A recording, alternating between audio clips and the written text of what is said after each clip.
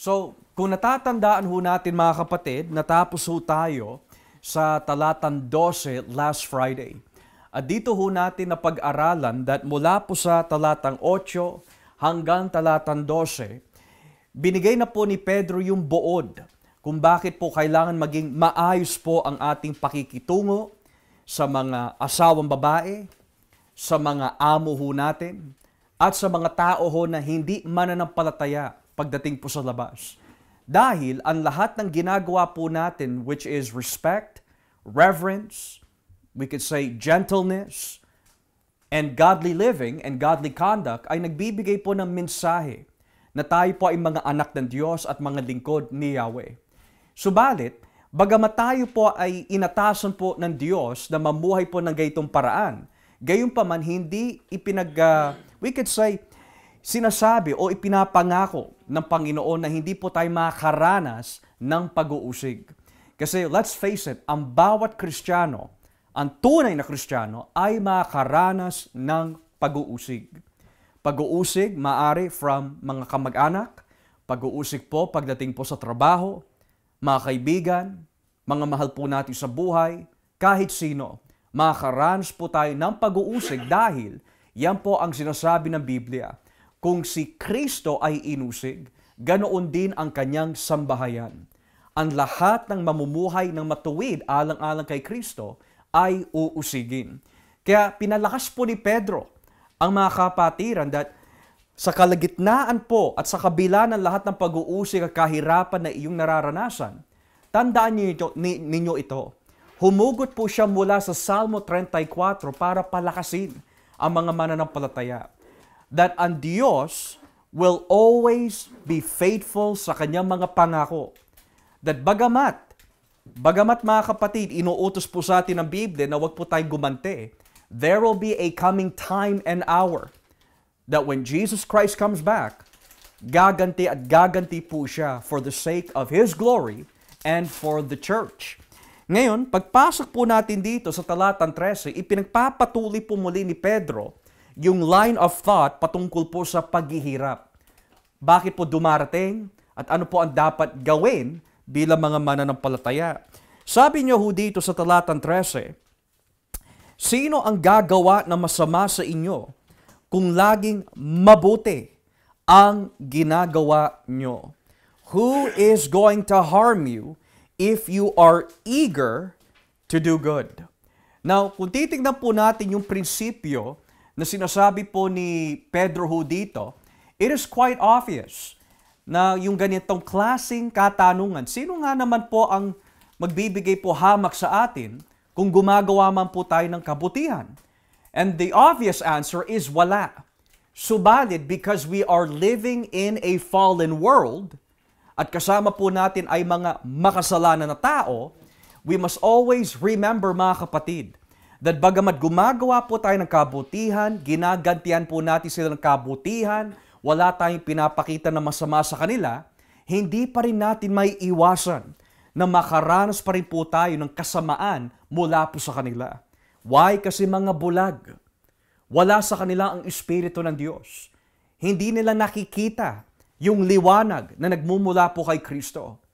So ngayon, ang nais po ng kaaway ay maitanim po sa ating mga puso't isipan ang sama ng loob, ang poot. Dahil ang nais lang po niya maipakita ho sa atin is that ito ang yung kaaway. Pero ayaw niya ho maipakita ho sa atin yung sinasabi ng Biblia. For we do not wrestle against flesh and blood. Ayaw po niya na makita po natin ang katuruan po ng Panginoon. To love your enemies, to bless those who persecute you. Nais po niya tayo, we could say, to put us in darkness and blindness. Pero dahil binabasa naman po natin ang Biblia, these are the things that we are to expect. Verse 14, pero kung usigin kayo, dahil sa kabutihang ginagawa nyo, mapalad kayo. Now let's pause here for a moment. Now, in the Greco-Roman culture, kapag ikaw ay minamaliit, kapag ikaw ay iniinsulto, sa kanilang pananaw, wala kang kwentang tao. Nakaawa ka. They have pity on you. Pero sa Biblia, sa buhay ng isang Kristiyano, kung ikaw ay inuusig, kung ikaw ay iniinsulto, at namumuhay ka naman na matuwid, hindi ka nakakaawa. Hindi ka mababa, hindi ka maliit sa paningin ng Diyos, kundi, sabi po ng Biblia, you are blessed. So syempre, sa ating mundo, kapag sinabi blessed, mayaman, popular, kilalang kilala, gustong-gusto siya ng lahat ng tao. Lahat ng tao kaibigan ho niya. Nasa kanya ang paggalang, nire-respeto po siya ng lahat. Pero sa buhay ng isang Kristiyano, hindi ka naman respetuhin ng mundo. Sabihin na po natin, ikaw ay minamaliit ng mundo. Iniinsulto ka ng mundo dahil sa iyong pananampalataya. Pero at the end of the day, sa paningin ng Diyos, ang iyong estado at kalagayan is, pinagpala ka. You are blessed. Kapag ikaw ay nagbabahagi po ng salita ng Diyos at marami nagagalit sa inyo, maari pinag-uusapan ka, minumura ka, pinagtatawanan ka, pinag-uusapan ka. Sabi ng Biblia, mapalad ka. Mapalad ka. Bakit po mapalad? Well, here are some verses na sinabi po ni Pedro patungkol po dito at yung mga ibang apostol, kasama na rin po ang ating Panginoon. Kung babalikan po natin ang chapter 2 ng Unang Pedro, Unang Pedro, Kapitulo 2, talatang 19. Unang Pedro 2, talatang 19. Bakit po niya tayo tinawag na mapalad? Sabi ho dito, sapagkat pagpapalain kayo ng Diyos kung tinitiis ninyo ang mga paghihirap kahit wala kayong kasalanan dahil sa nais ninyong sundin ang kalooban niya. Verse 20, pero kung parusahan kayo dahil sa ginagawa ninyong masama, wala ring kabuluhan kahit tiisin ninyo ito. Ngunit kung pinaparusahan kayo, kahit mabuti ang ginagawa ninyo at tinitiis ninyo ito, kalulugdan kayo ng Diyos. So napakalinaw. Kitang-kita, naririnig ng Diyos. Bagamat walang nakakakita, walang nakakarinig sa kalagayan mo na ikaw ay inuusig, iniinsulto, pero rinig at kitang-kita ng Diyos ang lahat ng ginagawa ng kasamaan laban po sa kanyang mga anak. Kaya nga, nakakatakot mga kapatid sa pagbabalik ni Kristo Dahil lahat ng ating ipinapanalangin, Panginoon, nasaan po ang yung matuwid na katarungan, or we could say justice. Nasaan po, Panginoon, ang governing po ninyo? Pero sabi ng Biblia, kapag siya'y bumalik, ihahati po niya, paghihiwalay po niya ang mga kambing sa mga tupa. Yung kambing na tinutukoy po ng Biblia po dito ay yung mga taong umuusig sa kanyang iglesia. Yung mga taong ayaw tanggapin yung mensahe ng kanyang iglesia na walang iba kundi ang ebanghelyo. Kaya pagdating po dito sa Kapitulo 4 ng Unang Pedro, 1 Peter chapter 4, tignan niyo po sinasabi dito sa talatang 12. Unang Pedro 4, talatang 12. Ang sabi po ng Biblia, mga minamahal, huwag kayong magtaka sa mabigat na pagsubok na nararanasan ninyo. Kapag sinusubok ang iyong pananampalataya, huwag ninyong isipin kung ano ang mangyayari sa inyo. Sa halip, magalak kayo dahil nakikibahagi kayo sa mga hirap ni Kristo at magiging lubos ang kagalakan nyo kapag naipakita na niya ang kapangyarihan niyo sa lahat. Kaya kung iniinsulto kayo dahil mga tagasunod kayo ni Kristo, mapalad kayo dahil nasa inyo ang makapangyarihang Espiritu. Ang Espiritu ng Diyos. So napakalinaw. Ano ho ang sinasabi po ni Pedro in chapter 2, in chapter 4? Kapag ikaw ay iniinsulto, kapag ikaw ay pinapahirapan, at ikaw ay nagtitiis sa kabila ng kasamaan na ginagawa po nila laban sa inyo, sa paningin ng Diyos, mapalad tayo. Mapalad. Ganyan din ang sinabi ni Santiago. Basahin po natin ang Santiago 1. Santiago Kapitulo 1. Simulan po natin dito sa talatang 12. So hindi lang po si Pedro, pati na rin po si Santiago ang nagpapatotoo ho dito.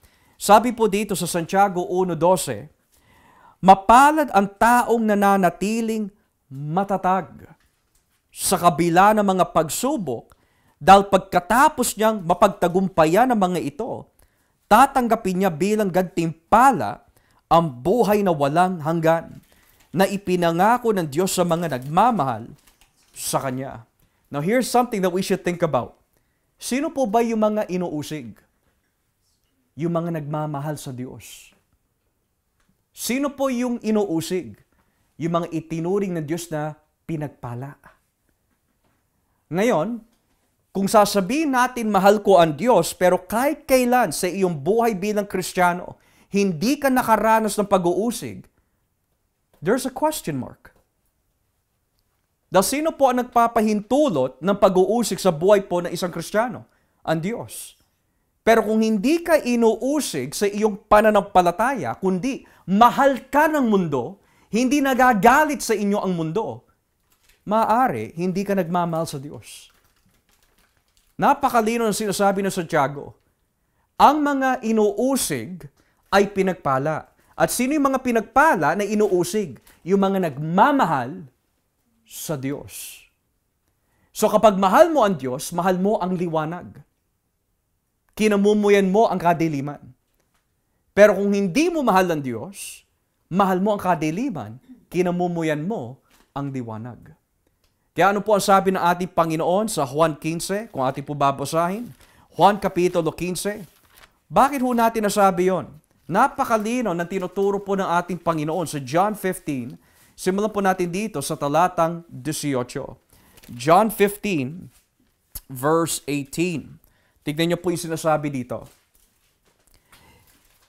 Sinabi pa ni Jesus, kung napupuot sa inyo ang mga taong makamundo, alalahanin ninyo na ako ang una nilang kinapuotan. Kung kabilang kayo sa kanila, notice those words, kung kabilang kayo sa kanila, mamahalin nila kayo. Pero hindi kayo kabilang sa kanila, kundi pinili ko kayo mula sa kanila, kaya napupuot sila sa inyo. Tandaan nyo ang sinabi ko sa inyo na walang aliping mas higit sa kanyang amo. Kung inusig nila ako, uusigin din nila kayo. At kung sinunod nila ang aking mga salita, susundin din nila ang iyong salita. Uusigin nila kayo dahil sumasampalataya kayo sa akin at dahil hindi nila kilala ang nagsugo sa akin. So napakalinaw. So sino ho ang inuusig? Yung mga hindi kabilang sa mundo. Sino po yung minamahal ng mundo? Yung mga kabilang sa kanila. Marami mga Kristiyano, marami din mga mangangaral na natatakot na ituro ang katotohanan or i-share ang katotohanan. Dahil sa maraming mga rason. Unang-una, sa loob po ng iglesia, kapag nangaral ka ng katotohanan ng purong-puro mula po sa Biblia, mawawalan ka ng miyembro. At kapag nawalan ka ng miyembro, mawawala po at mababawasan ang pondo sa church. Marami naman natatakot na sabihin po ang katotohanan sa mga tao sa labas dahil natatakot sila na baka i-reject sila, murahin sila. O maaari, may masabi sila na hindi maganda laban sa kanilang reputation. Pero sabi po ng Biblia, kung ikakahiya mo ako sa harapan ng mga tao, I will also deny you before men. But if you will confess me before men, I will confess you before my Father and the holy angels. So napakalinaw po nun. Bukod ba ho dito, kung ipagpapatuloy po natin yung paksa ng pagpapala na tinutukoy po dito na tao na pinagpala po ng Diyos, Mateo 5, Matthew chapter 5. Tingnan niyo po sinasabi po dito sa talatan Gs. Mateo kapitulo 5, talatan Gs. Tignan niyo po yung sinasabi ng Biblia ho dito. Mateo 5, talatan Gs hanggang 11. Mapalad ang mga dumaranas ng pag-uusig dahil sa pagsunod nila sa kalooban ng Diyos. Dahil makasama sila sa kaharian ng Diyos. Walang binabanggit ho dito, mapalad ang hindi nakaranas ng pag-uusig. Kasi kapag hindi ka nakakaranas sa pag-uusig, it's either duwag ka pagdating po sa conflict, ayaw mong sabihin, ayaw mo ipahayag, wala kang burden for souls, you don't care about the gospel. So yung mga ganong klaseng tao, hindi talaga sila papasok sa kaharian ng Diyos. Because they don't care. But if you care, uusigin ka. Pero ang kapalit naman ng pag-uusig po na yon, makakasama mo si Kristo magpakailanman. Verse 11, mapalat kayo, inulit na naman, mapalat kayo, kung dahil sa pagsunod ninyo sa akin, ay iniinsulto kayo, inuusig at pinaparatangan ng masama. Ganoon din ang ginawa nila sa mga propeta noong una. Kaya magalak kayo dahil malaki ang gantimpala ninyo sa langit. So, napakalinaw. Ano ho ang dapat ang mailagay po sa ating pag-iisip sa oras at panahon na tayo po ay inuusig? Lord, salamat. Itinuring niyo po ako mapalad. Ngayon, kapag pinag-aralan ho ninyo ang Book of Acts, ano po ang ginawa po ng mga Paraseyo kina Pedro sa mga ibang alagad nung sila po ay nangangaral? Sabi po ng Biblia, sila po ay inusig, pinalo, yung iba ay kinulong. Pero kapag binasa ho natin ang chapter 4 and chapter 5 ng Aklat ng Mga Gawa, ano ho ang ginawa ng mga apostol nung sila po ay pinalaya ng mga sundalo at ng mga Paraseyo? At sinabi ng mga Paraseyo, do not preach in that name.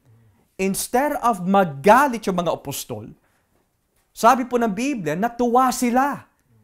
Dahil itinuring po silang mapalad ng Diyos dahil bahagi sila in the sufferings of Christ. So ganun po dapat maging mentalidad po natin, hindi yun nakakaawa ako, awang-awa ako sa aking sarili, aping-api ako. Hindi, wag natin isipin yun. Ang isipin po natin, mapalad ka. At totoo ang sinasabi ng Biblia. Now, kung ang Biblia ay gawa-gawa lamang mga kapatid, yung sinabi ng ating Panginoon, hindi po magiging totoo ito. Pero nagiging totoo eh. And the reason why nagiging totoo ay dahil yung sinabi ng ating Panginoon ay talagang tunay. It is truth. Bakit ka nga ba naman uusigin kung si Kristo is not real? Think about that mga kapatid. Maraming mga fictional characters. May Tooth Fairy, Snow White, and the Seven Dwarfs. May Aladdin. Mangaral ka ng Aladdin, walang magagalit sa iyo. Mangaral ka patungkol po kay Snow White, walang magagalit sa iyo. Hindi ka makukulong. Pero kapag nangaral ka patungkol kay Kristo at ang kasalanan, bakit ka nakukulong? Bakit ka inuusig? Bakit ka papatayin? Dahil alam ng Diablo ang katotohanan. Alam po niya ang daan patungo po sa langit. At yan po ay walang iba kundi si Kristo. Kaya kung tayo po ay inuusig, tandaan ho natin, you are blessed. So wag ho natin papakinggan yung mga napapakinggan po natin sa labas na yung mga pinagpala, ay yung mga mayayaman, magagara po ang kotse. Sa isang banda, ang Diyos po talaga ay nagpapala when it is needed and it serves His purpose. Pero yung true blessedness na binabanggit po ng Biblia is suffering for Christ. Yun ang true blessedness. Kaya, ang prosperity movement, na kung tawagin the prosperity gospel, the word and faith movement, tulad na pag-uusapan po natin kanina, Creflo Dollar, Joel Osteen, Benny Hinn, bakit po lumalaki ang kanilang mga ministeryo? Dahil ang kanilang mensahe is, you are blessed financially. Nakasentro yung pagpapala sa pagyaman. Kaya dumadami. Pero subukan mo imbitay ng mga tao, sino ho dito, may nais na mamatay para kay Kristo, may nais na makulong, may nais na ikaw ay layasan ng iyong mga kamag-anak, mahal sa buhay, iwasan ka ng mga tao na malapit sa buhay mo, at murahin ka ng mga tao sa labas. Sino ho dito may nais maglingkod sa Panginoon sa mga nabanggit ko kanina? Walang masyado magtataas ng kamay. Pero if you are a prosperity preacher or Christian, sasabihin mo, sino dito may nais yumaman? Sino dito may nais na lagi ka pinagpapala everyday ng mga materials? Sino po dito lahat ng hinihiling mo sa Panginoon ay sasagutin ng Diyos kahit wala po sa kalooban niya? Marami magtataas kamay. Bakit po? Nakasentro sa kanilang mga sarili. Hindi nakasentro kay Kristo. So, hindi mapalad ang tawag ho doon. So, ngayon, as we continue, going back to 1 Peter, dahil yan po ang sinabi po ni Pedro, ano pa ho ang mga dinagdag po niya dito? Unang Pedro, talatang 13, or chapter 3, verse 14. Tignan niyo ho sinasabi, unang Pedro 3, talatang 14. So sabi po dito, pero kung usigin kayo, dahil sa kabutihang ginagawa nyo, mapalad kayo. Now look at this. Huwag kayong matakot o mag-alala sa anumang gawin nila sa inyo. In English, do not fear their threats, do not be frightened. Now notice what you see there. Kung babasahin niyo po yung wikang English, may ganito. May ganito yung English translation po ninyo. Do not fear their threats. Do not be troubled. Now, ang tanong ho dito, bakit may quotation marks yung do not fear their threats? O wag kang matakot, wag kang mag-alala. Bakit may quotation marks? Dahil ito po ay isang sitas mula sa Lumang Tipan. Nang ibig sabihin, si Pablo, yung pagkasabi po niya na huwag kayong matakot sa kanilang mga threats, huwag kayong mag-alala sa anumang bagay na gawin nila laban sa inyo, hindi po niya gawa-gawa ho yun. Humuhugot po siya mula sa Lumang Tipan. At ano po yung teksto mula sa Lumang Tipan na pinaghuhutan po niya? It's Isaiah chapter 8. Now here's the question. Because we understand that the church is considered to be blessed, you will notice a few things. Let's focus on chapter 3, verse 14 and 15. Ayon po sa talatang 14 ng unang Pedro 3, ang nakalagay po dito, do not fear their threats. Do not be troubled. Yan po ang nakalagay sa talatang 14. Ngayon, saan po sa Isaiah 8 humugot si Pedro? So, puntahan po natin ang Isaiah chapter 8 dahil ang Isaiah chapter 8 ay nagbibigay po ng isang napakagandang mensahe kung bakit dito humugot si Pedro. Let's begin in verse 1 para makuha po natin ang buong konteksto.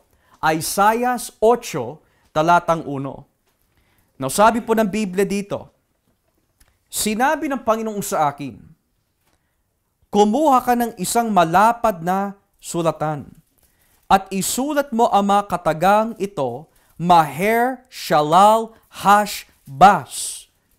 Ulitin ko ho, Maher Shalal Hashbaz. Yan ang pinakamahabang pangalan sa buong Biblia. Okay? Now, kumuha ako ng dalawang mapagkakatiwalaang saksi na magpapatunay na isinulat ko nga ito. Sila ay sina Uriah ang napare at Zacarias na anak ni Jerebika. Pagkatapos, sumiping ako sa aking asawa. Hindi nagtagal, naglihi siya at nanganak ng lalaki. Sinabi ng Panginoon sa akin, pangalanan mo siyang Maher Shalal Hashbaz. Bago matutong tumawag ang bata ng tatay o nanay, ang kayamanan ng Damascus at ang mga sinamsam ng Samaria ay kukunin ng hari ng Assyria. Now let's pause here for a moment. Ayon po sa Isaiah 8, may pangalan Maher. What's that na? Shalal.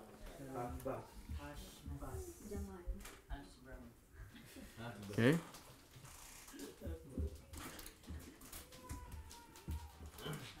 Okay. Now, maaari may tanong ho natin, bakit kailangan ulitin ng Panginoon itong pangalan ng 2 beses? Bakit niya kailangan ulitin yan? Well, the reason why kailangan po niya ulitin ng 2 beses and the reason why sinabi po niya sa talatang 3, sumiping ako sa aking asawa, hindi nagtagal, naglihi siya at nanganak ng lalaki. So sabi ng Biblia, sinipingan po ng lalaki ang kanyang asawa at si Maher-shalal-hash-baz ang naging anak. Now, why is that significant in Isaiah 8? Let's go to Isaiah chapter 7 and then babalikan po natin ang Isaiah kapitulo 8. Isaiah 7, simulan po natin dito sa talatang 14. Isaiah 7:14. Dahil dito, ang Panginoon na mismo ang magbibigay sa inyo ng palatandaan. Magbubuntis ang isang berhen at manganganak siya ng isang sanggol na lalaki. At tatawagin niya ang bata na Emmanuel. So ngayon, here's what's interesting. Sa Isaiah chapter 7, itinuturo ho sa atin ng Biblia, may mga kaaway ang mga Israelita. At nanginginig sila sa takot dahil ang umaalipin po sa kanila ay mga ilang mga tribo at bansa. Yung pinaka-main bansa, Assyria. Sila yung pinakamalakas na empire during this time. Pangalawa, natatakot po ang mga tribes of Israel and the tribes of Ephraim. Nagkaisa ho sila. So nanginginig po ang mga Israelita, pero ang sabi po ni Yahweh, ito ang palatandaan. Nakasama ninyo ako, Emmanuel. May isang babae na manganganak. Now, at first glance, iniisip maari ho natin, alam ko yung tinutukoy dyan si Jesus. Yes and no. Yes, ang tinutukoy po talaga niyan ay si Jesus, pero not until 800 years later. No, meaning, hindi siya yung tinutukoy in this history just yet.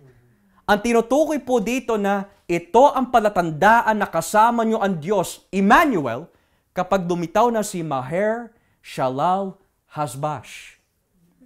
Kapag itong lalaki ay lumitaw na, ito ang palatandaan na ang lahat ng mga bansa na kumakalaban sa inyo, I'm going to overcome them. So ngayon, dahil yun ang pangako ng Diyos, balikan po natin ang Isaiah chapter 8. Isaiah chapter 8, Jasmine behave. Isaiah chapter 8. Sabi dito sa talatang 4, bago matutong tumawag ang bata ng tatay o nanay, ang kayamanan ng Damascus at ang mga sinamsam ng Samaria, notice that, ay kukunin ng hari ng Assyria. Sinabi pa ng Panginoon sa akin, dahil sa tinanggihan ng mga taong ito, ang tubig ng Shiloah na umaagos ng banayad at natutuwa sila kay Haring Rezin at Haring Peka, ipapasalakay ko sila sa hari ng Assyria at sa mga sundalo nito na parang ilog ng Euphrates na bumabaha at umaapaw sa kanyang mga pampang. Dadagsa sila sa Huda gaya ng baha na ang tubig ay tumataas hanggang leeg at umaapaw sa buong lupain. Pero kasama namin ang Diyos. That's Emmanuel. Kayong mga bansa, kahit na magsama-sama kayo at magkakawatak-watak pa rin kayo, makinig kayo mga nasa malayo. Kahit na maging handa pa kayo sa pakikipagdigma, matatalo pa rin kayo. Anuman ang binabalak ninyo laban sa amin, ay hindi magtatagumpay dahil kasama namin ang Diyos, Emmanuel. Pero saan humugot si Pablo dito? O si Pedro? Verse 11. Mariin akong binalaan ng Panginoon na huwag kong gagayahin ang pamamaraan ng mga kababayan ko. Sinabi rin niya, huwag kayong makikipag-isa sa ibang mga bansa katulad ng ginagawa ng iba.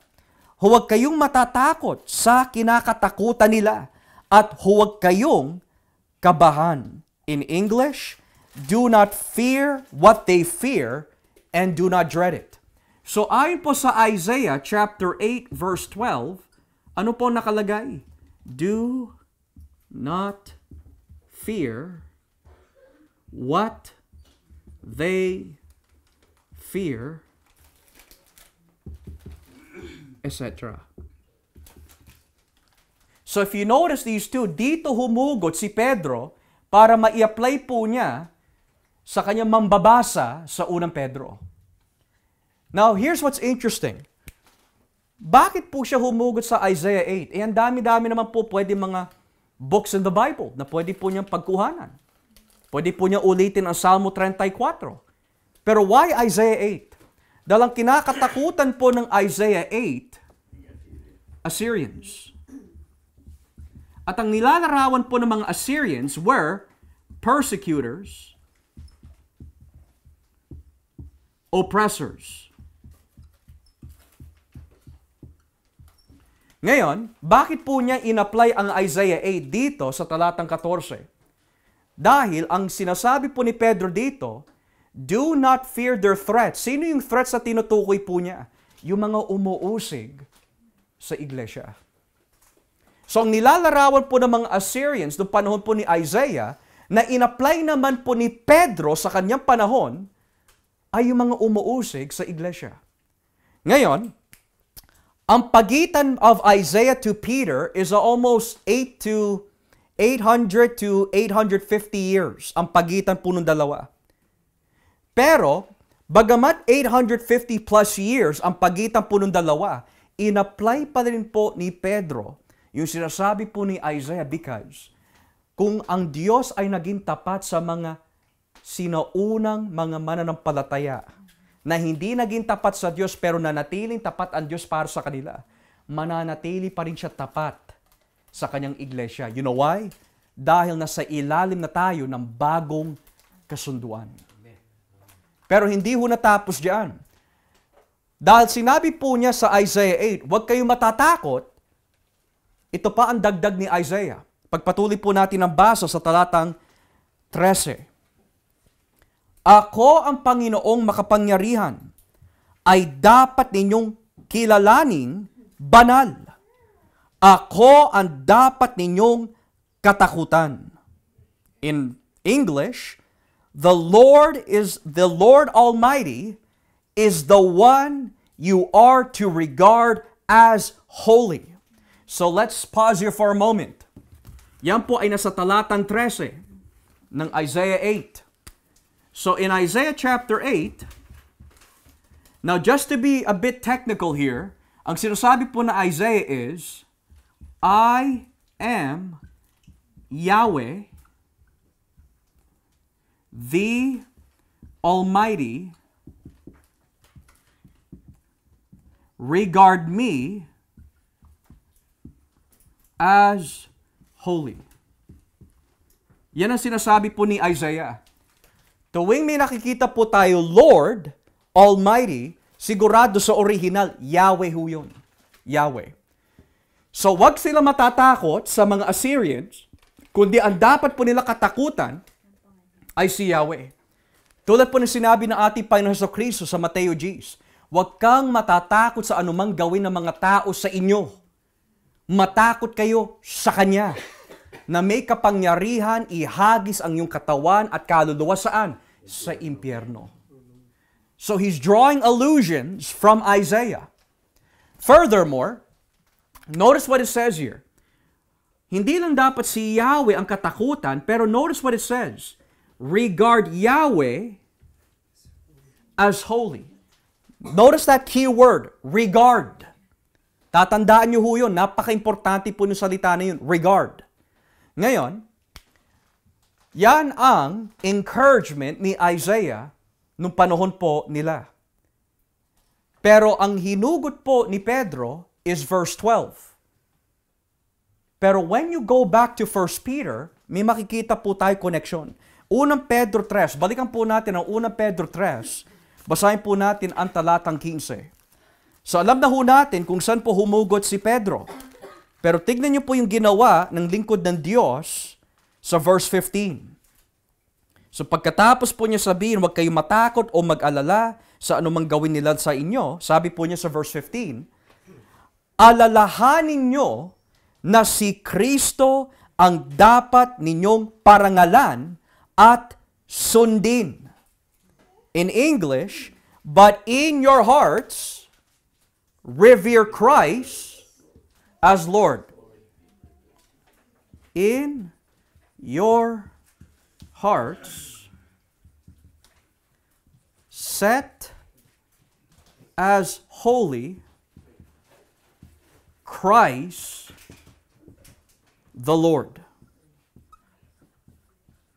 Now, here's my question. May connection po ba ang dalawa? Well, look at this. Sabi po niya sa Isaiah, huwag kayong matakot. Si Yahweh lang katakutan, pero regard sino? Yahweh. Pagdating po natin sa bagong tipan, ganun din. Huwag kayong matakot iglesia. Be encouraged in the Lord. Why? Because you need to put in your hearts Jesus as Lord. So notice these words, set and regard. Pero here's the difference. Walang sinasabi po dito na Yahweh lang. Ang sinasabi ho dito is, kung sa lumang tipan, you regard holy si Yahweh, pagdating sa bagong tipan, sino yung Yahweh na yan? It's Christ. At dinagdag pa ni Pedro, the Lord. Which yung katumbas ng salitang Lord, which is kurios in Greek, is the Hebrew word Yahweh. So notice, yung ginagawa po ni Pedro dito, hindi lang ho siya nagbibigay po ng encouragement, pero he is identifying na yung Yahweh ng lumatipan ay walang iba kundi si Kristo.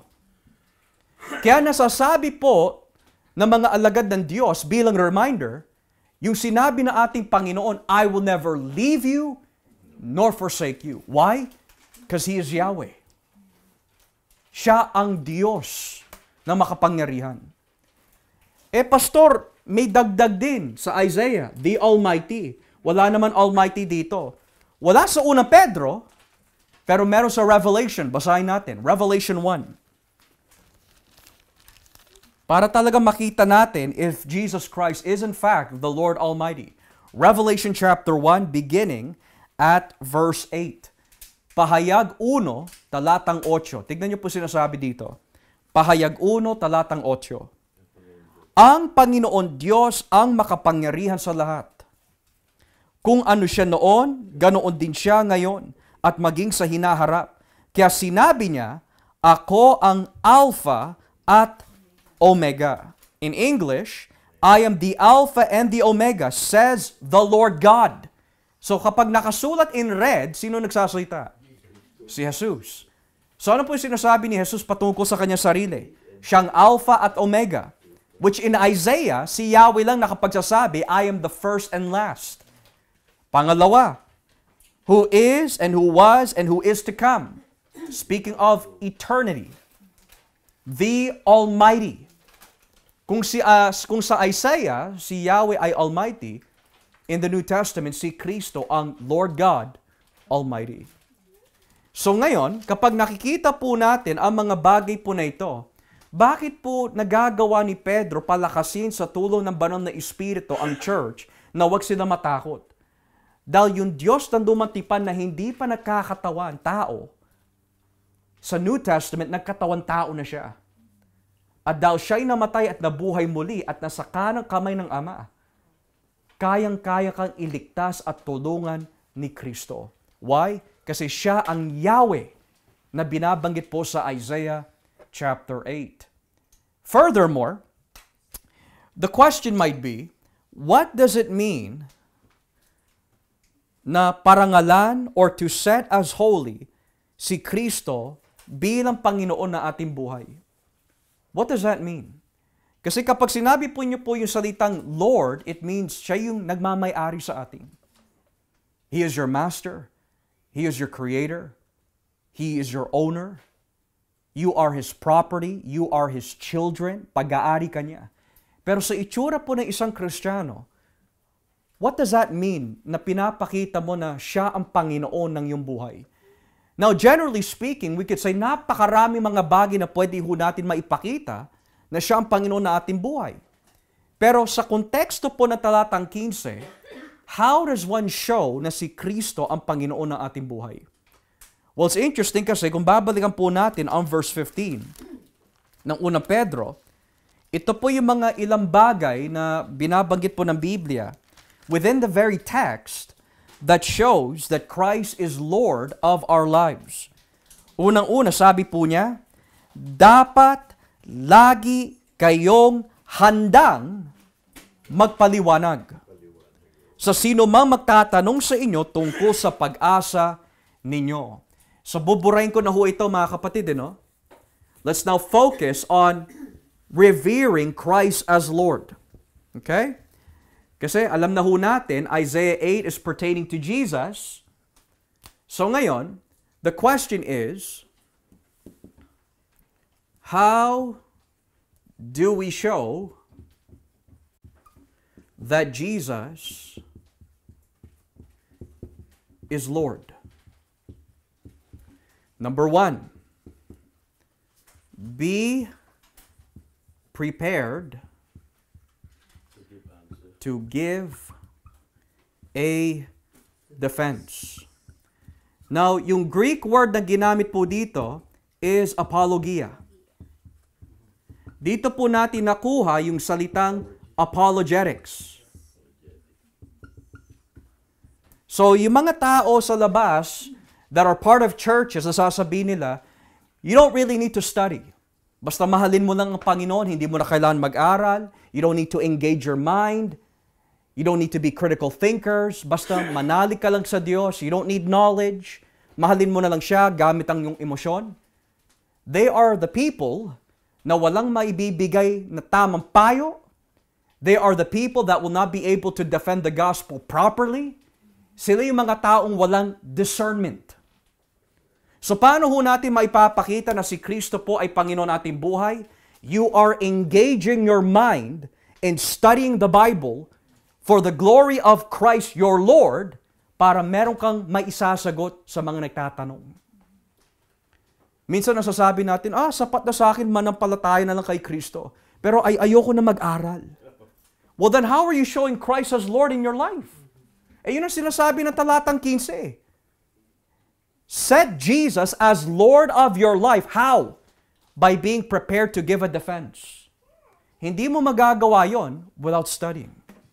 Hindi mo magagawa yon kapag wala ang tulong ng banal na Espiritu.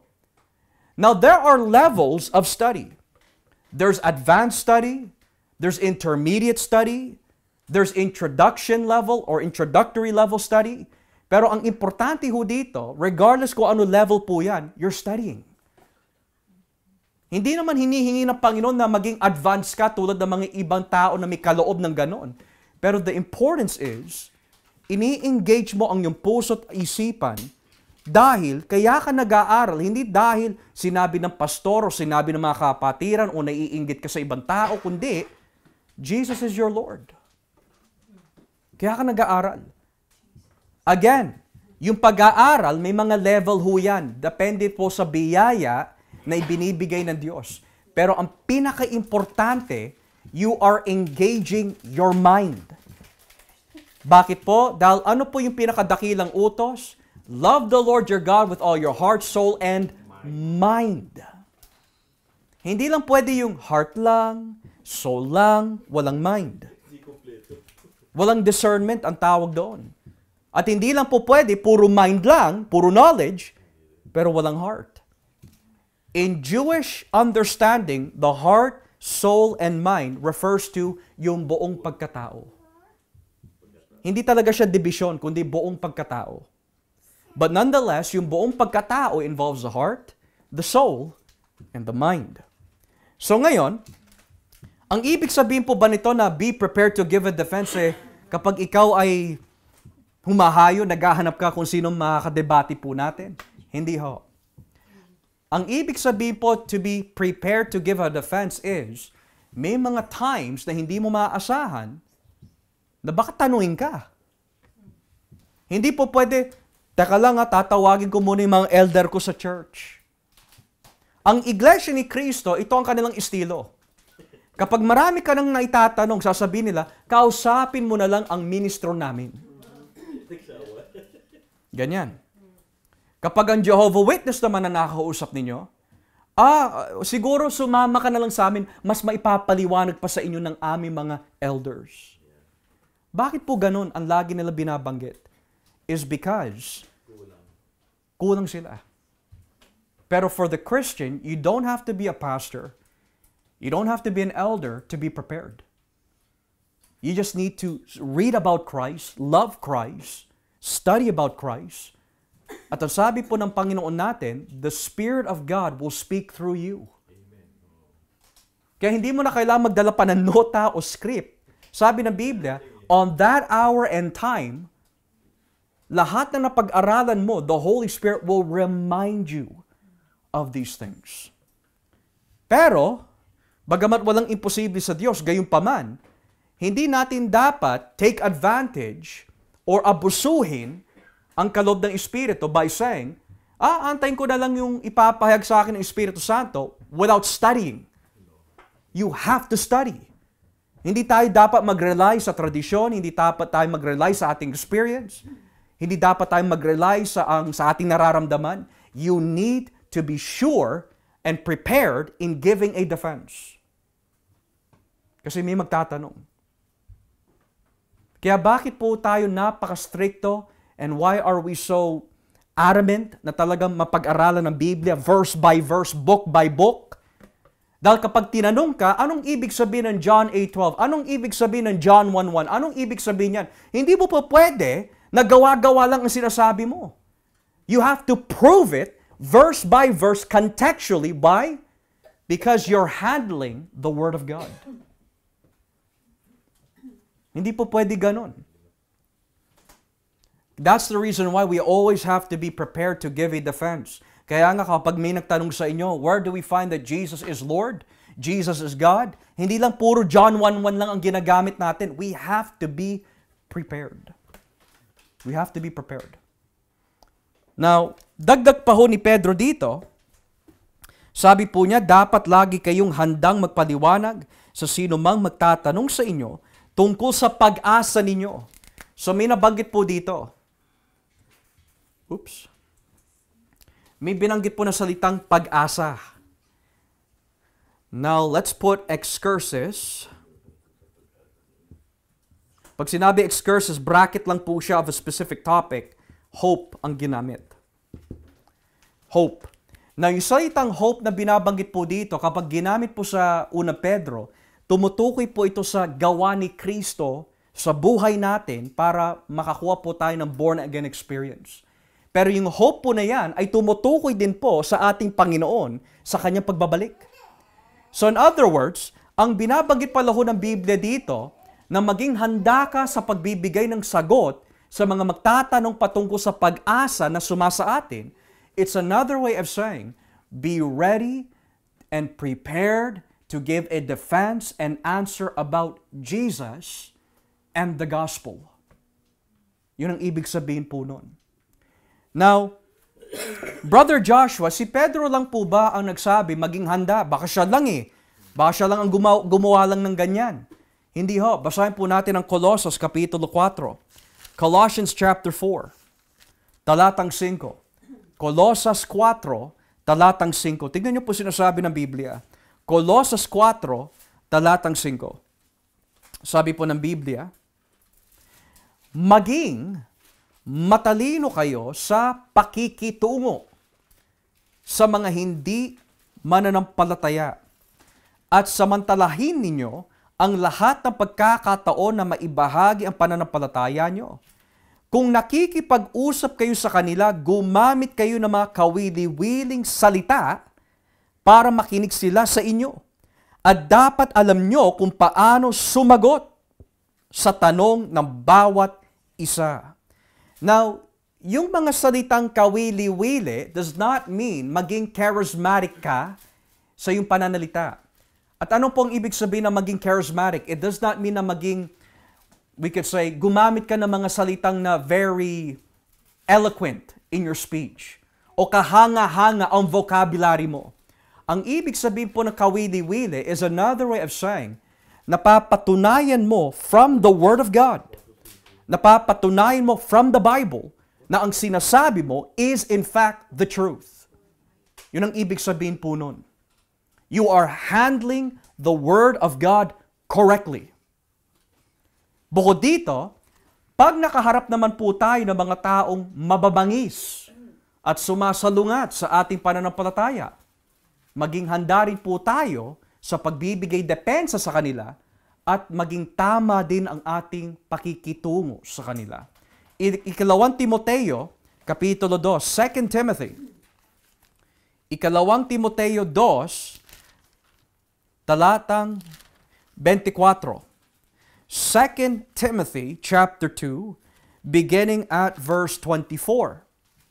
Ang sabi po ng Biblia, ang lingkod ng Diyos ay hindi dapat nakikipag-away, kundi mabait sa lahat, marunong magturo at mapagtimpi. Kailangang mahinahon siya sa pagtutuwid sa mga sumasalungat sa Kanya, baka sakaling sa gaytong paraan ay bigyan sila ng Diyos ng pagkakataong magsisi at malaman ang katotohanan. Sa ganoon, maliliwanagan ang isip nila at makakawala sila sa bitag ng diablo na bumihag sa kanila para gawin ang nais nito. So hindi dapat pala tayo nagagalit o naiinis sa mga taong huwad ang pananampalataya, kundi dapat mahabag pa ho tayo. Di ba minsan dumarating po yung kahinaan na umiinit na ulo ko dito sa taong ito. Napipikon na ako. Tapos mapapansin niya, nagbabahagi ka patungkol kay Kristo pero namumula ka na. Puputok na ang litid mo. Sigurado, hindi siya mahihikayat. Why? Kasi hindi tayo mahinahon. Hindi mo pinapakita sa kanya sa panlabas at sa panloob na may malasakit ka sa kanya. Tatandaan po natin mga kapatid, dati din po tayo mga bulag. Kung ano yung kalagayan po nila noon, ganun din po tayo. Tatandaan ho natin yon. What they are now, ganun din po tayo noon. So dapat hindi tayo magalit. Magalit tayo in holy anger, pero yung holy anger po na yon, may kasamang mahinahon na pakikitungo. Because ang pinaka-objective po natin, how can I win this woman? How can I win this man to Christ? Nanalo ka nga sa debate, ininsulto mo siya, wala siya masabi, pero yung kaluluwa niya hindi mo nakuha.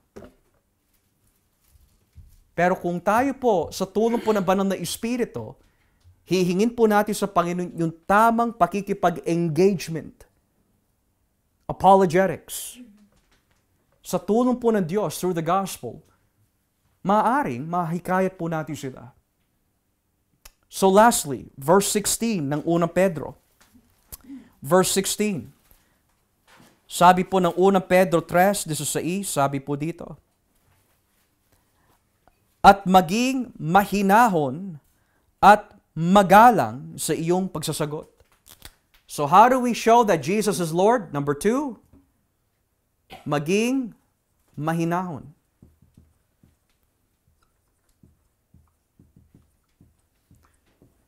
Now, at ito po ang tanong paano ho sa pagiging mahinahon na ipapakita na si Kristo po ay Panginoon nating buhay? Dahil si Kristo may pagpipigil. So kung ang ating Panginoon ay may pagpipigil, yun din ang magiging bunga ng kanyang mga alagad. Huwag natin gagayahin si Pedro. Walang pagpipigil. Impulsive. Sabi ng Biblia, maging mahinahon ka. Dinuraan si Kristo, sinapak si Kristo. Nung sinapak siya ng mga Sanhedrin, nung siya po ay tinakpan ng isang form of sack, if I'm not mistaken, some form of mask, tinakip po yan sa kanyang mukha at pinagsasapak po siya ng mga tao in the Sanhedrin. At iniinsulto pa ho ang ating Panginoon by saying, sige nga, kung propeta ka, hulaan mo nga kung sino ang nanapak sa iyo. Pero ano sinabi po ng ating Panginoon? Bakit mo ako sinapak? Anong kasamaan ang ginawa ko sa iyo? May pagpipigil. Nung oras na siya po'y huliin, ang sabi po ng mga alagad, Panginoon, ano ang dapat namin gawin?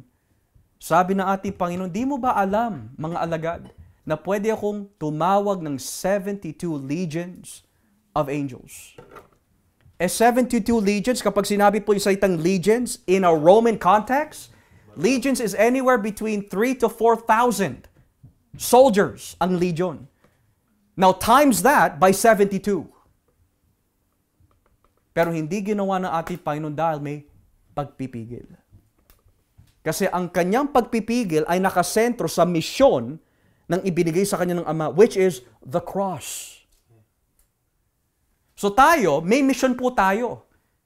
Our mission is, nagiging mahinahon po tayo, nagkakaroon po tayo ng pagpipigil dahil our main mission is to win people to Christ. Yun ang mission po natin. So sabi po dito, dagdag pa ho ni Pedro, tiyakin ninyong laging malinis ang inyong konsensya para mapahiya ang mga taong minamasama ang mabubuti ninyong gawa bilang mga tagasunod ni Kristo. So how do we show, lastly, that we are revering Christ as Lord? Clean conscience. Bakit po binanggit ni Pedro, kailangan malinis po ang ating konsensya tuwing tayo po ay nagbabahagi? Dahil kapag hindi po malinis ang ating pamumuhay at alam ng mga tao yon, tayo mapapahiya, ang Diyos ang mapapahiya, hindi sila. Kapag hindi po tayo maging mahinahon, sigurado ang ating konsensya ay hindi malinis. So hindi mapapahiya ang tao, tayo yung mapapahiya. Thirdly, kapag tayo po ay nagbibitaw ng salita po ng Diyos, we gotta make sure that we really mean what we say. Na talagang we are being truthful. Na kapag nagbabahagi tayo, it's not because para may maipakita ka lang, or may masabi ka lang, or para mabalitaan lang ng mga tao na ito yung ginawa mo, kundi talagang taos-puso, you're doing this for Christ. You share for Christ. You want to win souls because of Christ. So, a clean conscience. So, in summary, mga kapatid, how do we show that Jesus is Lord sa ating buhay? Hinahanda mo ang iyong sarili. Handa ka rin maging mahinahon alang-alang po kay Kristo bilang Panginoon. At dahil ang Panginoon Jesus ang Panginoon po natin, humihingi din po tayo ng tulong mula po sa banal na Espiritu na maging malinis ang ating konsensya. Kapag malinis po ang ating konsensya, nagkakaroon ka ng burden for souls. Kapag malinis po ang ating konsensya, ang bawat binibitaw mo ng salita ng Diyos talagang galing sa puso yun. Kapag malinis ang ating konsensya, kapag may binabahagi ang katalagang you love them, you really care about them. So tatandaan po natin sa lahat ng ating ginagawa, kumain ka man o uminom, mag-aral or whatever, ginagawa mo yan alang-alang kay Kristo bilang Panginoon po natin. Kaya aalisin na po natin sa ating mga bibig na ayoko na mag-aral. Then how are you showing Jesus as Lord of your life? Ang dami namang pag-aaralan. How are you showing Jesus is Lord of your life? Kung sa kolehiyo nga kung sa school nga ang dami natin mga binabasa para makuha natin ang diploma, how come we have a hard time giving our minds to this na nagbibigay po ng buhay na walang hanggan? At napakasarap pa.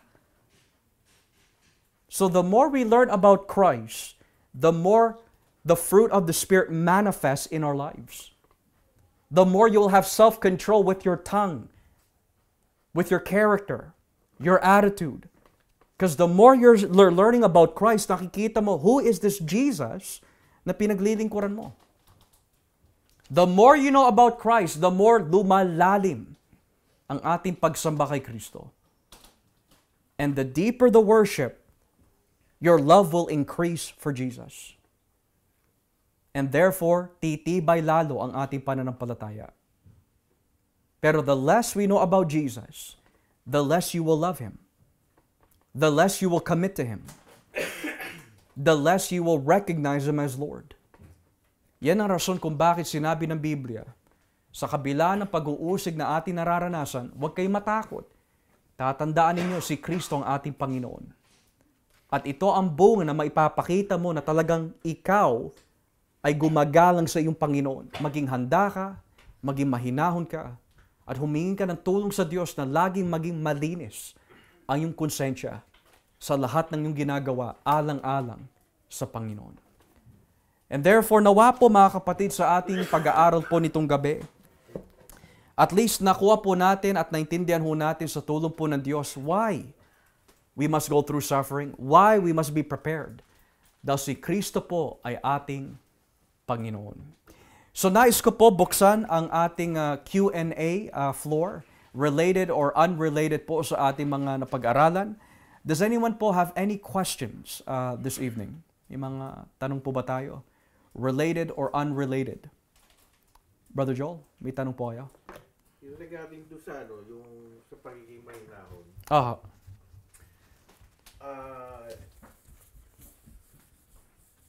Kasi may pagkakataon na dumarating na may kausap ka, mahinahon ka, bigla may sasabat na tao.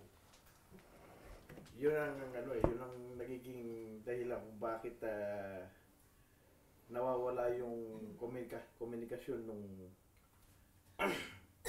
yung binabahagi ko doon sa dahil nga sa mayroong mahadlang. Yung ba meron mo pinapahiwatig ba ang Diyos doon na siguro sa ibang araw o what? Posible ho, posible. Kasi pag nagbabahagi ako minsan merong sumisingit. Hindi, marami eh. Minsan nurse, yung kung sino-sino, kaya hindi ko pero naababahagi ko yung salita. Kaya lang siguro, hanggang doon lang siguro. Hindi ko alam kung ano talaga ang gusto parating ng Panginoon. Kung yan kailangan ko bang bahagian pa o... Yeah. Yung tanong po ninyo, Brother Joel, napakalawak ko kasi it involves situation. It involves situations. Halimbawa ho, dahil nagtatrabaho po sa ospital, we also have to consider where is the scenario. If you're working and you're in the emergency, talagang hindi natin maiiwasan. Doctors and nurses comes in, comes out. Banayad nung kinakausap ko siya eh. Yeah. Tahimik eh. Tapos may sisingit ho. Pag binabahagi mo yun, parang mayroong gusto umadlang talaga para wag hindi siya makarinig. So what I would say po, Brother Joel, is that knowing yung sinasabi po ng Biblia about yung sovereignty ng Diyos, hindi siya pwede sumingit kung hindi pinintulutan ng Diyos yun. That means hindi. But we could say is that for next time, maaari binibigyan din po tayo ng aral or guidance ng Panginoon that, Lord, ito po yung akin na experience, may sumisingit. Humihingi po sa inyong Panginoon ng opportunity na walang sumingit kapag ako'y magbabahagi. And hopefully, the Lord would grant you that request. Yeah. Yeah. So, we should pray that, Lord, bigyan niyo po ng opportunity na walang hahadlang. But then again, kaya ako po nabanggit yung scenario because in a hospital setting, talagang hindi may iwasan. May papasok at may lalabas. Right? Pero God will always give that opportunity if it's in His will. Okay? All right, salamat po. Anyone else have any questions? Ma, may tanong po kayo. Paano yung pag gumagawa ka na ng mabuti, masama ka pala? Mapalad po kayo. Mapalad po kayo, ma. Yeah. Lalo na kung yung tanong po ninyo, ma, ay patungkol po sa pagiging Kristiyano, pamumuhay na matuwid. Pinapakita namin po ninyo yung kabutihan ni Kristo, pagmamahal ni Kristo, and yet, ang ganti pa rin po sa inyo is masama ka pa rin. Mapalad po kayo. Pero minsan hindi mo rin matanggap. Hindi mo rin maano na hindi ka magaling. Yes, yes. Totoo ho yan, ma. Kasi tao lang ho tayo. Kaya nga po we always have to ask God, the Holy Spirit, na bigyan po tayo ng self-control, understanding. Panginoon, hindi sila ang kaaway ko. Panginoon, ibigay niyo po sa kanila yung pang-unawa na hindi ako yung kaaway nila. At sa tulong po ng Diyos, bibigyan po tayo ng pagpipigil, pang-unawa, mahabang pasensya, tiyaga. Napakahirap po talaga, pero walang imposible po sa Diyos. Walang imposible po sa Diyos, At yan nga po ang nagiging encouragement po sa atin Bagamat hindi tayo nauunawaan po ng mundo, and that's given, nauunawaan po tayo ng Diyos.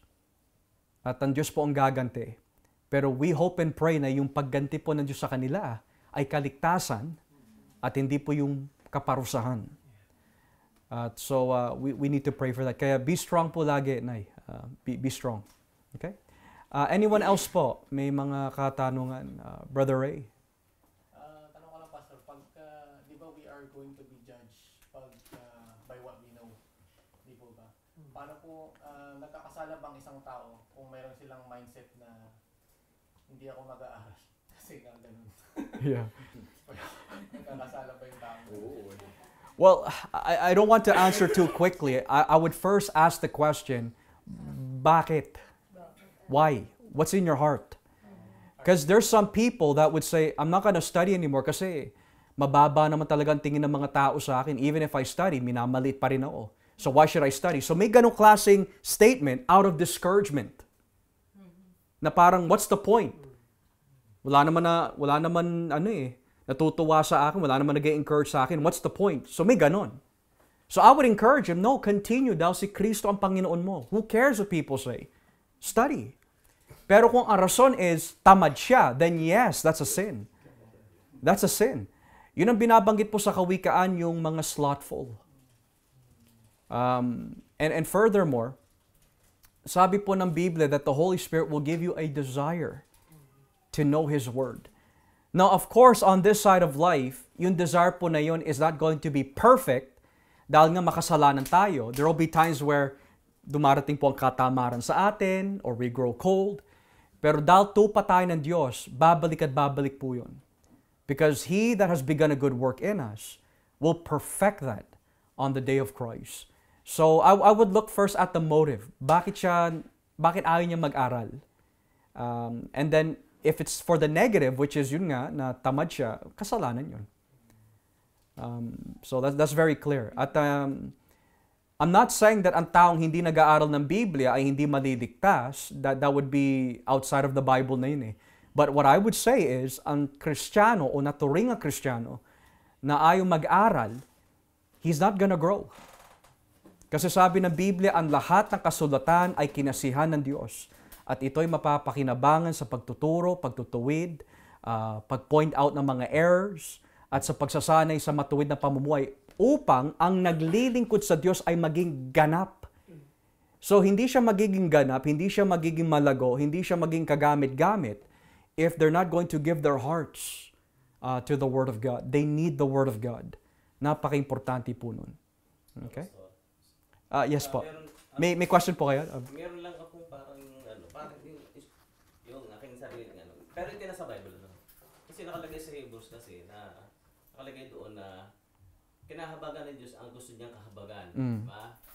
Pero may mga ibang tao na hindi sila talagang hindi nila talaga sila nakarinig ng salita ng Diyos.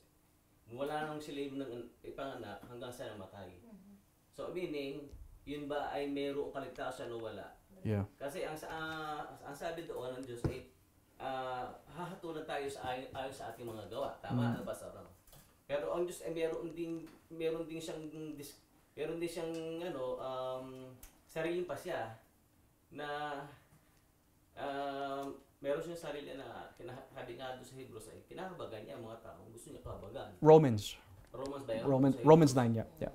So yun lang naman, parang yung mga taong hindi nakarinig, may tsansa na maligtas, tama?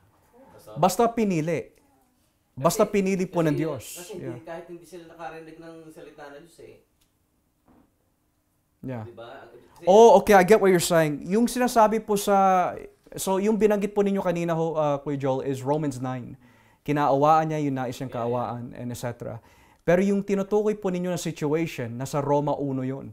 So nakalagay po sa Roma 1, may mga tao, kahit hindi sila nakarinig, guilty pa rin sila sa harapan ng Diyos. Why? Unang-una, pinanganak po sila makasalanan. Pangalawa, hindi nila maikakaila na may Diyos dahil sa mga nakikita po nila sa kalikasan. So bagamat nasa bundok po sila o disyerto at hindi sila nakarinig ng gospel, mananagot pa rin po sila sa Diyos dahil ay nilang tanggapin ang Panginoon based on creation. Ngayon po, kaya ko nasabi, kapag pinili, kahit nasa gubat po siya o disyerto, kahit hindi po siya nakarinig ng Ebanghelyo, gagawa ang paraan ng Panginoon na makarinig po siya. Why? Kasi the Bible says, my sheep hear my voice. So kung siya po ay tupa, it doesn't matter kung gubat, disyerto, may isusugo po ang Diyos. He can send missionaries, He can do supernatural works para malaman po ng tao about the gospel. Pero yung tanong po ninyo is a very important question kasi ano nga po ba mangyayari sa mga taong hindi nga nakarinig at namatay? So sabi po ng Biblia, they are guilty dahil sabihin na po natin, nasa gubat po sila pero bulag. So ngayon, hindi nila nakikita yung kalikasan. Pero may 3 ebidensya na ibinigay ang Diyos para sa kanyang existence. Number 1, yung budhe.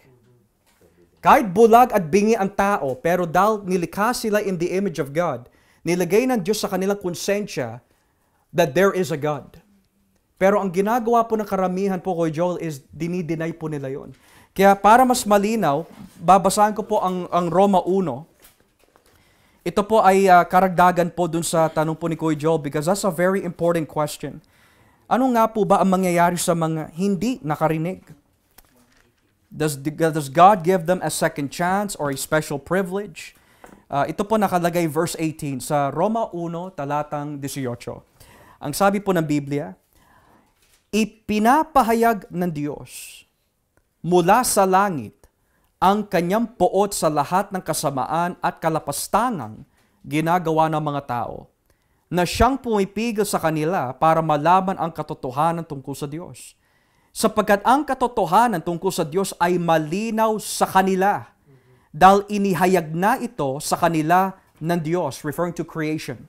Verse 20, totoong hindi nakikita ang Diyos pero mula pa nang dikhain niya ang mundo, ang kanyang walang hanggang kapangyarihan at pagka-Diyos ay naipahayag sa mga bagay na ginawa niya. Kaya wala silang maidadahilan. So nasa gubat man po o disyerto, yan po yung tinatawag ko Kuya Joel na general revelation. May ipinakita na po ang Diyos na revelation through conscience, through providence, through creation, na kahit na hindi po sila nakarinig, they know may Diyos.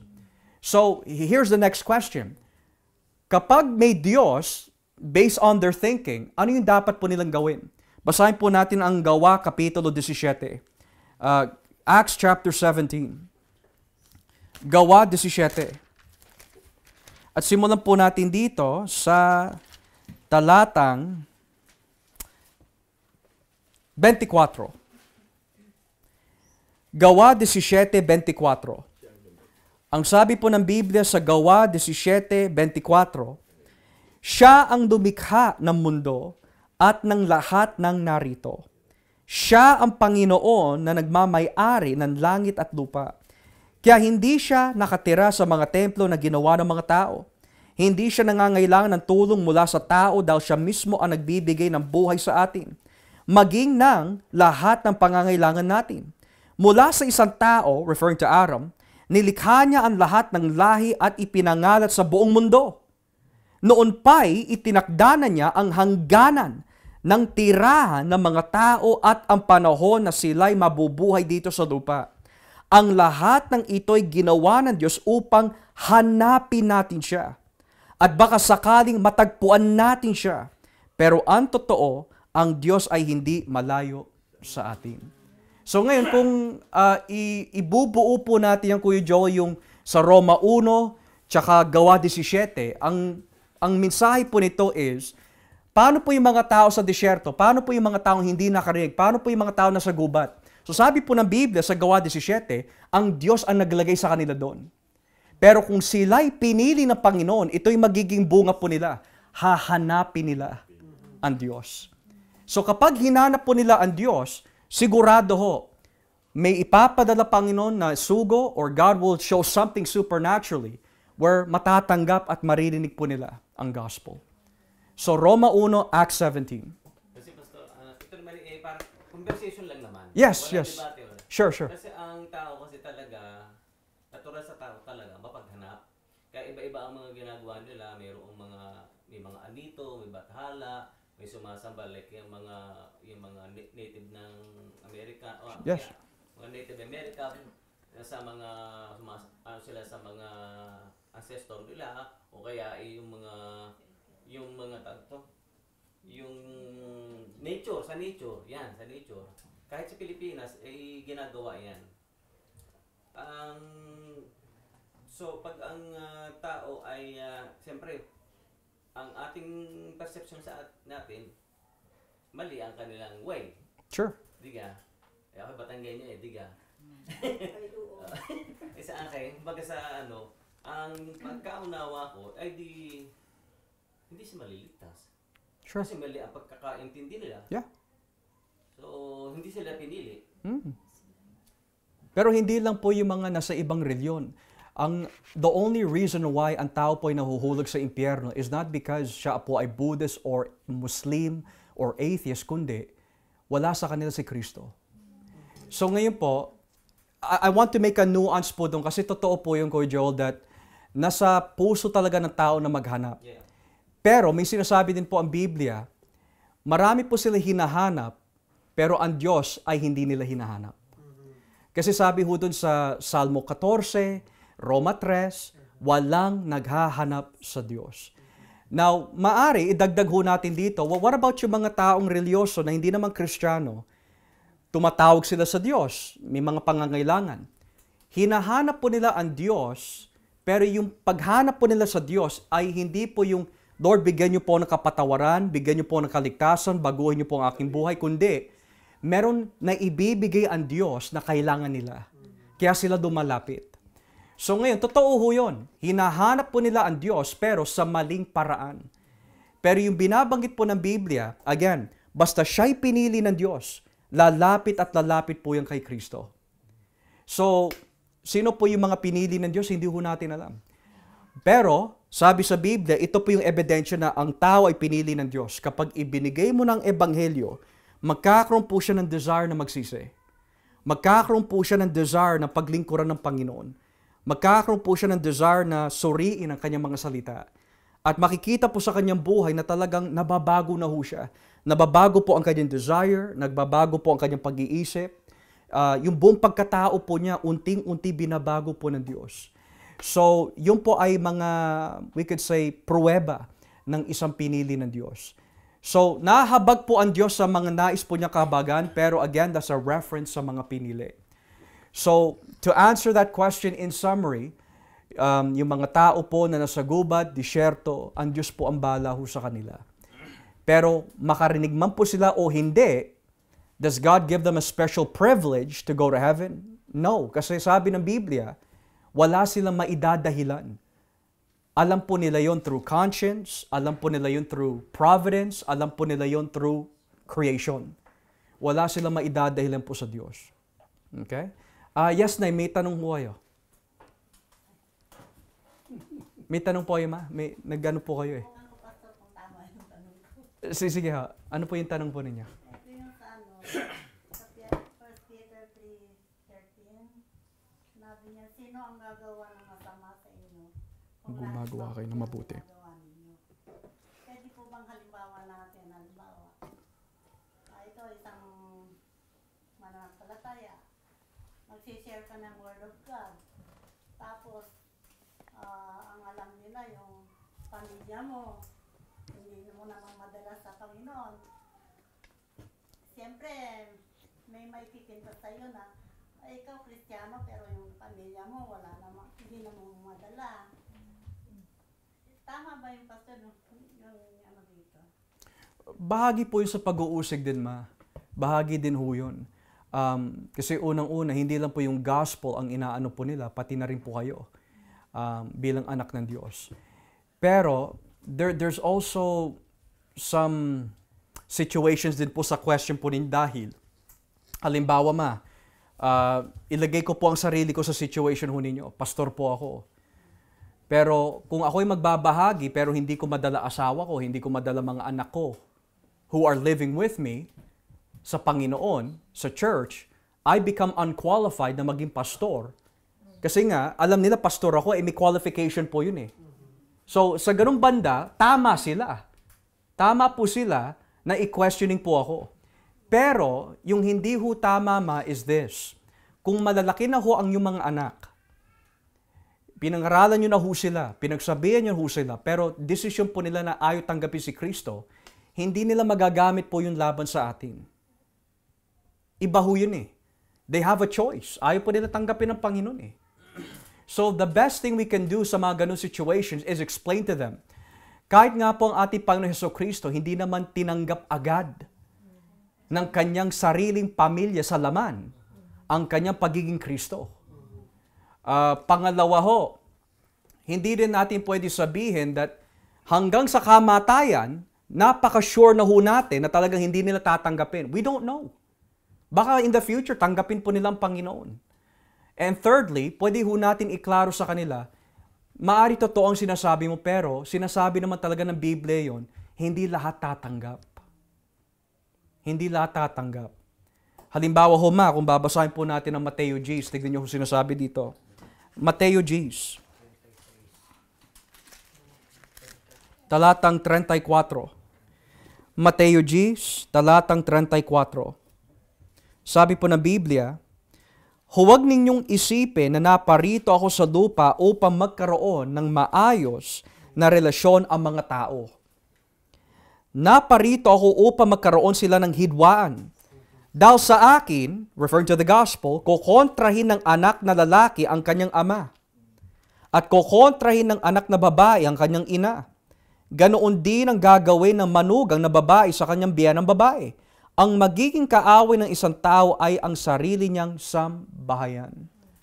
So napakalinaw po nun na talagang it's normal sa buhay po ng isang Kristiyano that kung ikaw lang ang tumanggap, yung mga mahal po natin sa buhay, hindi natin madala, well, bahagi po yun sa sinabi ni Kristo ho eh. So pwede ho natin maipakita ho yun sa kanila that hindi naman dinideny ng Biblia that even family members will not come to Christ. Kasi sinabi na ho mismo nating Panginoon that ang ginagawa po ng gospel is to divide beliefs. So may tatanggap, meron po na hindi tatanggap. That's just reality po in gospel living. Okay, Nay? So nawa po na naisagot ho yung tanong po ninyo. Okay. Brother June, you have a question po? Basta, alam kong ayaw ni Jonah na talagang puntahan yung lugar na pinapapunta sa Nineveh. Sa Nineveh. Pero bakit ginamit ng mga commentator na racist siya? Sino ho? Ginamit po? Na mga commentator, ang comment kay Jonah ay racist. Racist. Well, ang Nineveh, to my understanding, siya po yung capital ng Philistia. So syempre, when we study the history of Israel, ang nagiging kalaban po palagi ng mga Israelita ay mga Philistines. So if by racist, what they mean is, may galit siya sa kanyang puso dahil sa kasama na ginawa ng Nineveh and Philistine laban sa mga Israelita, then yes. Pero if by racist, it means na talagang kinamumuya niya yung kulay na kanilang balat, we don't see that in Scripture. What we do see is that may galit siya talaga. It's interesting kasi in the book of Jonah, ang mensahe din na pinapakita po ng Panginoon doon is that He is preaching something that He's not practicing. Bilang propeta, ipinapangaral niya na Diyos po ay nagbibigay ng kaligtasan eh. Pero nung siya isusugo na sa kanya mga kaaway, ayaw niya ibigay yung mensahe ng kaligtasan. So bumalik lang po sa kanya yung kanyang mensahe. Yeah. Kasi sinakinggan ko yung mga katulad yung MacArthur. Sure. Swindoll. Iisa ang sinasabi nila. Si He's a racist. Yeah. Again, by definition, Brother June, by definition, when we say racist, we're talking about the skin color, the ethnicity, na sinasabi natin that I don't want to talk to these people. They're not human beings. They're a lower class. But if what they mean by racist is, and I think what they mean by racist is not the color of the skin, kundi kung ano yung grupo nila. I think they're referring more to the group. Right. Kasi the way that we use racist in a modern term, tumutukoy po sa balat yun eh. And ethnicity. Right? Yeah. Maari yung group ang tinutukoy po nila doon. Yeah. So then yes. Yeah. I would agree. If they're referring to the group na kumakalaban po sa Israel, then yes. In that sense, they would be racist. Nasa isip ko ngayon yung racist na ibig sabihin ngayon. Iba pala yung noon. Yeah. I think they go by groups. Yeah. Okay. All right. Brother Joel, you have a question pa? Sinabi doon sa Acts chapter 17, na banggit nga, hindi daw tumatahan ang Diyos sa templo. Mhm. Eh, ibig sabihin, talagang hindi dapat pala sa templo tayo mag-ano, kahit saan pwede. Yeah. So, bakit Nasabi yun? nahangad pa ng tao na magkaroon ng church? Yeah. Eh, tayo na yung church eh. Yeah. So, let me give first yung context po of Acts 17. Yung context po of Acts 17 is napansin po ni Pablo, may mga pagano na sumasamba sa mga Diyos-Diyosan sa loob ng templo. So ngayon ho, nagbigay po siya ng evangelistic message. There's no temple that you can put God in. Pangalawa ho, totoo po yun that the church does not need per se a building. But the church does need a building for certain purposes. Halimbawa po, kung may 300 members na ho tayo, we can't fit in one house. We can't fit in multiple houses na paghihiwalayin po natin. So that's the proper time to purchase a building. Furthermore, may mga food banks na kailangan gawin or other ministries that may involve a building. Pero yung paggamit po ni Pablo ho dun sa Acts 17 is more dealing with worship. Worship. So if what we say is, hindi natin kailangan ng building to worship, yes, biblical ho yun. Pero yung sabihin po natin, we do not need a building ever for any godly purpose, that would be no. Wrong na ho yun. Kasi purpose na ho ang pinag-uusapan ho eh. So, tulad po nito, hindi ako makapagpupuri sa Panginoon kapag walang building. Then you're lacking of knowledge. Because we are commanded to worship in spirit and in truth. So, totoo po yun. We are the temple of the Holy Spirit. Yeah. Okay? Anyone else po may tanong related or unrelated po sa ating mga napag-aralan? Any questions? Okay. So kung wala na pong katanungan, I hope and pray na naging klaro po sa atin lahat. Magpasalamat po tayo sa Diyos as we give our doxology this evening.